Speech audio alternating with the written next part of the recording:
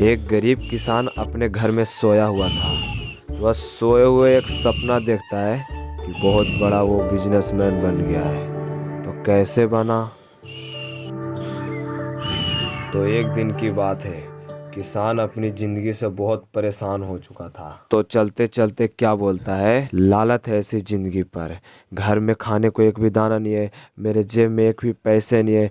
कैसे भी करके मुझे पैसा इकट्ठा करना है, मुझे बहुत अमीर आदमी बनना है।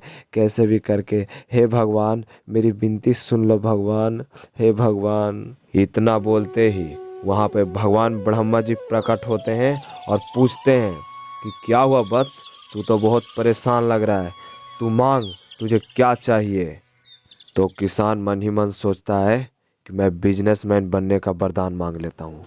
मुझे बिजनेसमैन बनना है भगवान, मुझे बिजनेसमैन बना दीजिए। इतना बोलते ही भगवान जी बोलते हैं, ठीक है वत्स, मैं तुझे आशीर्वाद देता हूँ कि तू आज से बिजनेसमैन बन जाएगा।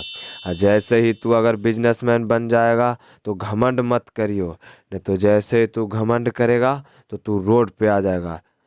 इतना बोलते ही भगवान ब्रह्मा जी गायब हो जाते हैं। इतना देखते ही किसान क्या बोलता है, अरे यार मैं तो बिजनेसमैन बन गया, अब तो मुझे देखकर गांव वाले बहुत जलेंगे।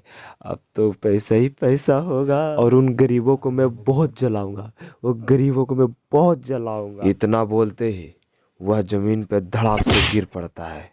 फिर किसान का नींद टूटता है तो वह क्या बोलता है, ससुरा इतना बढ़िया जिंदगी जीने जा रहे थे, वो भी बिजनेसमैन वाला। का करे, ये लोभी ऐसा चीज होता है कि रोड पे ले आता है।